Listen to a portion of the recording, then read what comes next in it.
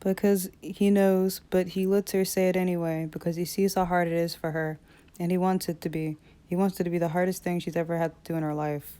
Connor, I really want to go, I do, but it's just a really bad time for me.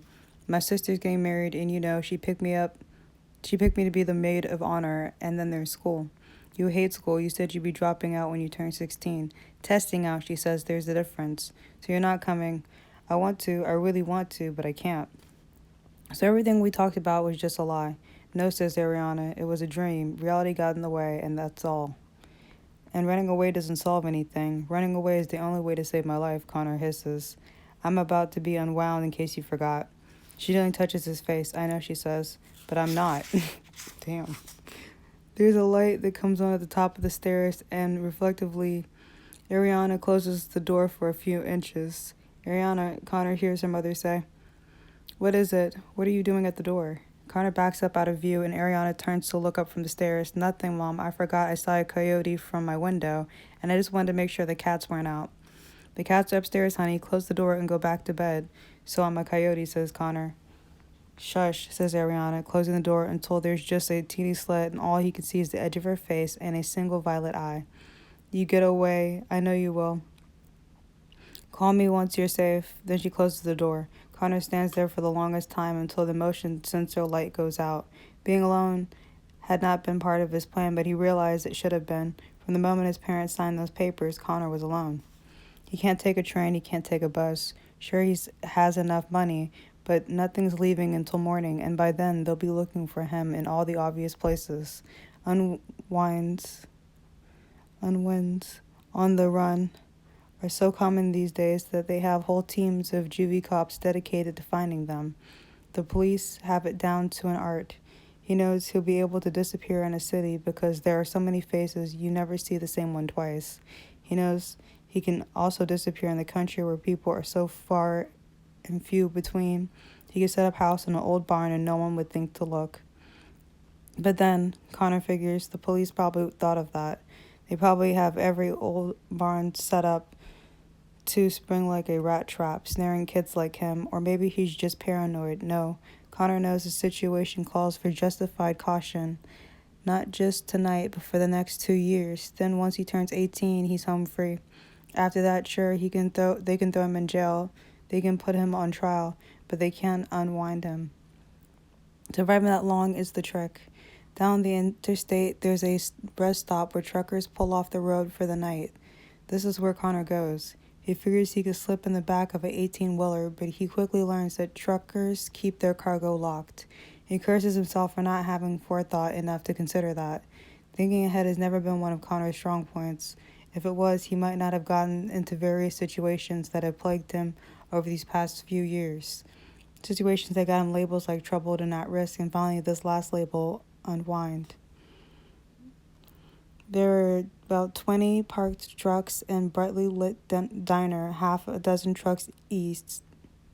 It's 3:30 in the morning. Apparently truckers have their own biological clocks. Connor watches and waits. Then at about 3:45, a police cruiser silently pulls into the truck stop. No lights, no siren. It circles slowly, a lot like a shark. Connor thinks he can hide until he sees the second police car pulling in.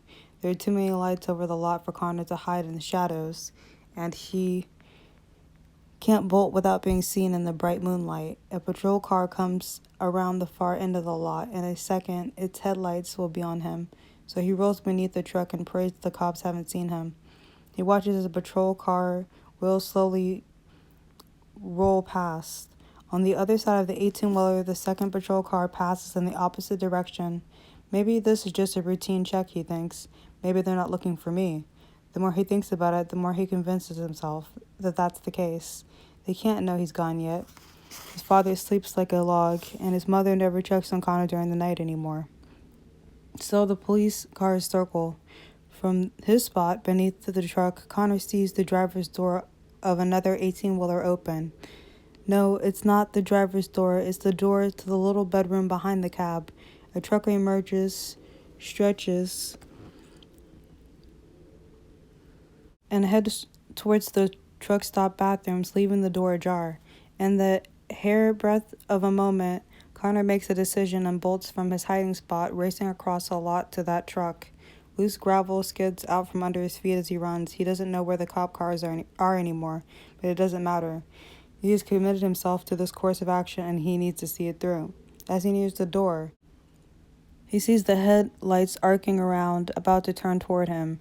He pulls open the door to the truck's sleeper, hurls himself inside, and pulls the door closed behind him. He sits on a bed not much bigger than a cot, catching his breath.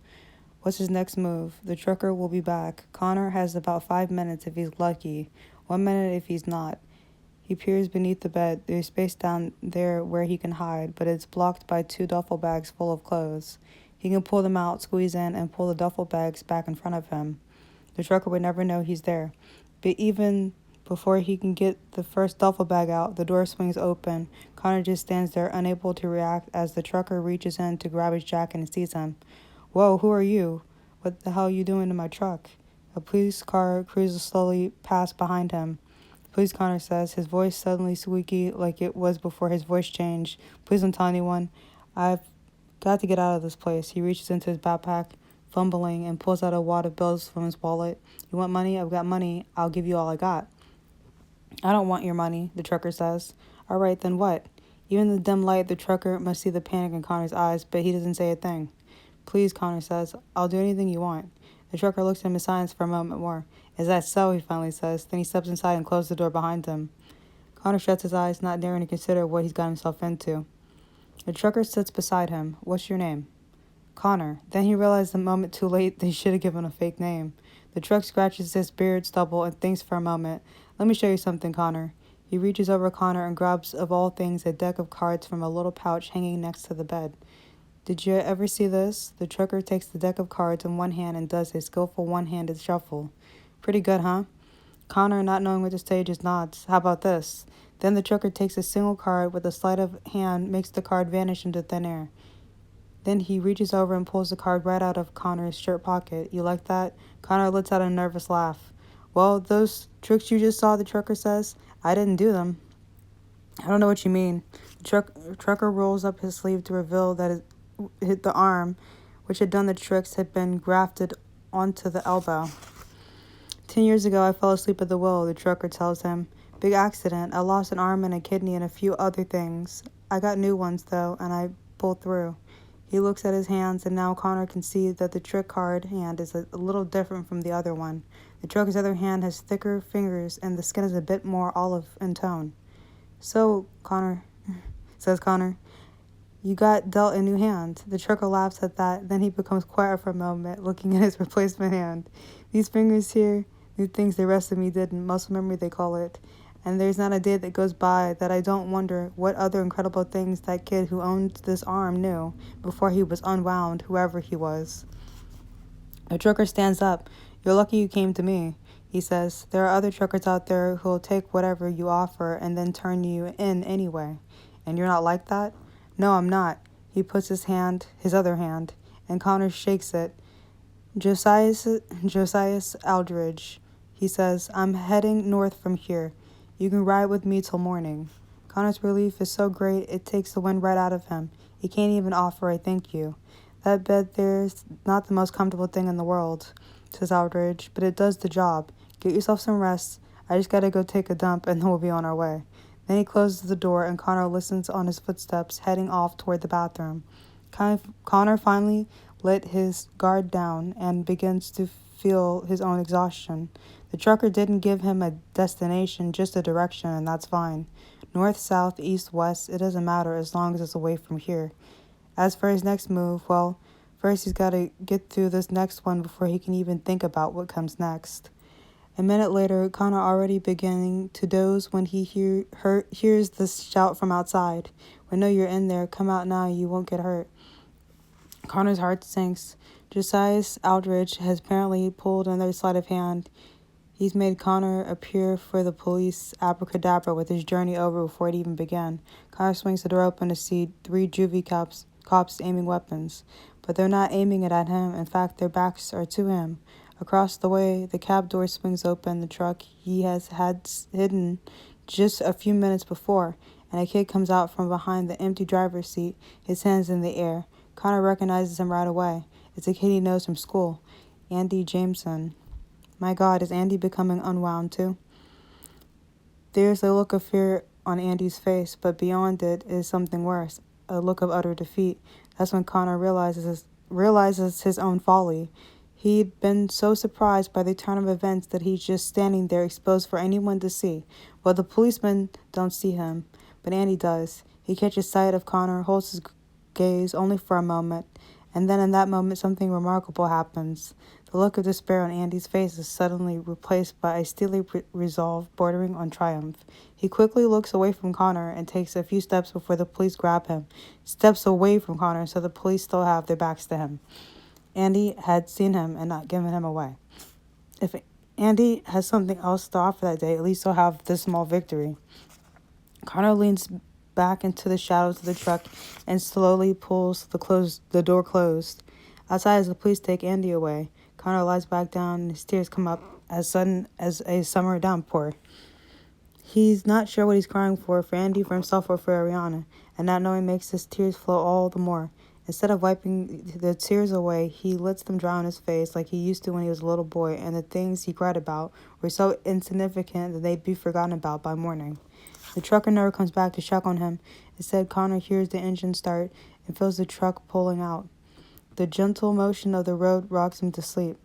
The ring of Connor's cell phone wakes him out of a deep sleep. He fights consciousness. He wants to go back to the dream he was having. It was about a place he's sure he's been to, although he can't quite remember when. He was at a cabin on a beach with his parents before his brother was born. Connor's leg had fallen through a rotted board on the porch into spider webs so thick that they felt like cotton. Connor had screamed and screamed from the pain and the fear of the giant spiders that he was convinced would eat his leg off.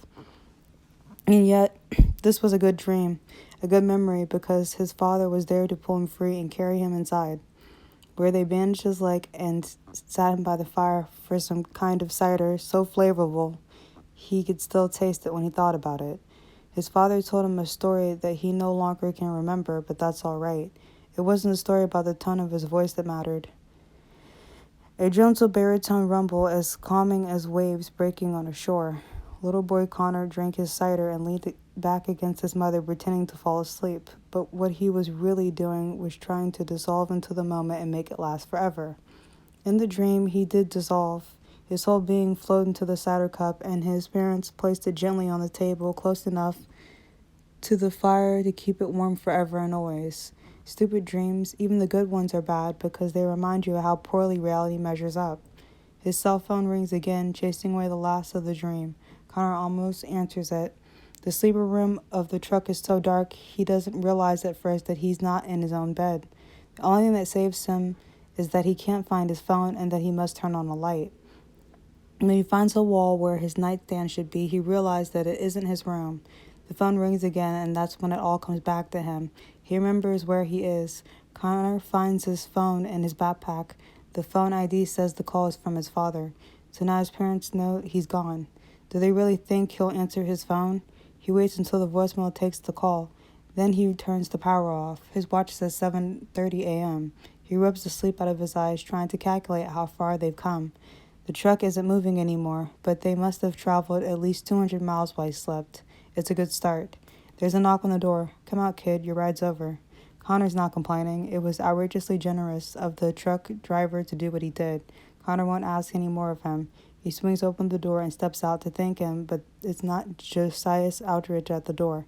Outridge is a few yards away being handcuffed, and in front of Connor is the policeman, a juvie cop, wearing a big smile as big as all outdoors. Standing 10 yards away is Connor's father, still holding the cell phone he had just called him from. It's over, son, his father says. It makes Connor furious. I'm not your son, he wants to shout. I stopped being your son the moment you signed the Unwind order, but the shock of the moment leaves him speechless. It's been so stupid of Connor to leave his cell phone on. That's how they tracked him, and he wonders how many other kids were caught by their own blind trust in technology. Well, Connor's not going the way Andy Jameson did. He quickly assesses the situation. The truck had been pulled over to the side of the interstate by 2 highway patrol cars and a juvie cop unit. Traffic barrels past at 70 miles per an hour, all oblivious to the little drama unfolding on the shoulder.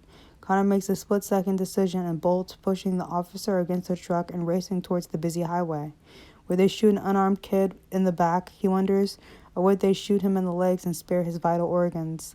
As he races into the interstate, cars swerve around him, but he keeps on going. Connor stops. He hears his father yell.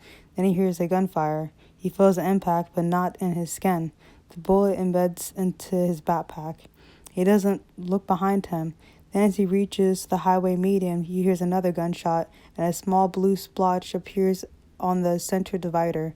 They're firing tranquilizer bullets. They're not taking him out. They're trying to take him down, and they're much more likely to fire tranq bullets at will than regular bullets.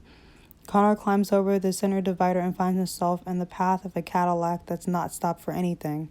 The car swerves to avoid him, and by sheer luck, Connor's momentum takes him just a few inches out of the caddy's path. Its side mirror smacks him painfully in the ribs before the car screeches to a halt, sending the acrid stench of burnt rubber up his nostrils. Holding his aching side, Connor sees someone looking at him from an open window of the back seat. It's another kid dressed in all white. The kid is terrified. With the police already reaching the center divider, Connor looks into the eyes of this frightened kid and knows what he has to do. It's time for another split decision. He reaches through the window and pulls the lock and opens the door. Number 2, or Chapter 2, Riza. Riza paces backstage, waiting for her turn at the piano. She knows she could play the sonata in her sleep. In fact, she often does. So many nights she would wake up to feel her fingers playing on the bedsheet. She would hear the music in her head, and it would still play for a few moments after she awoke. But then it would dissolve into the night, leaving nothing but her fingers against the covers. She has to know the sonata. It has to come to her as easy as breathing. It's not a competition, Miss Durkin always tells her. There are no winners or losers at a recital. Well, Risa knows better. Risa Ward, the stage manager, calls. You're up.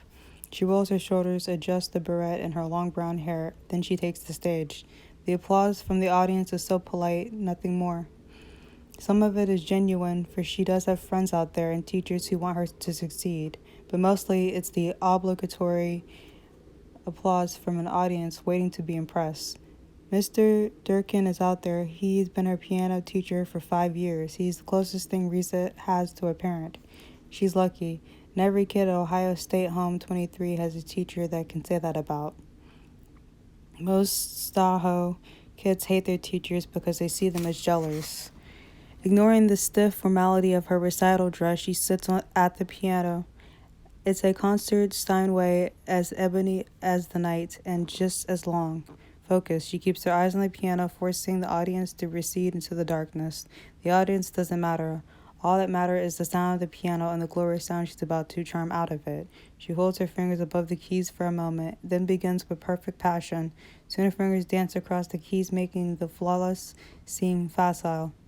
She makes the instrument sing, and then her left finger stumbles on a B flat, slipping awkwardly into a B natural, a mistake. It happened so quickly it could go unnoticed, but not by Risa. She holds the wrong note in her mind, and even as she continues playing, that note reverberates within her, growing into a crescendo, stealing her focus until she slips again into a second wrong note, and then 2 minutes later blows an entire chord. Tears begin to fill her eyes as she can't see clearly. You don't need to see, she tells herself. You need to feel the music. She can still pull out of this nosedive, can't she? Her mistakes, which sound so awful to her, are barely noticeable. Relax, Mr. Durkin would tell her. No one is judging you. Perhaps he truly believes that, but then he can afford to believe it. He's not 15, and he's never been a ward of the state. 5 mistakes, every one of them is small, subtle, but they are mistakes nonetheless. It would have been fine if the other kids' performances were less than stellar, but the others shined. Still, Mr. Durkin is all smiles when he greets Risa at the reception. You are marvelous, he says. I'm proud of you. I stunk up the stage. Nonsense, you chose one of Chopin's most difficult pieces.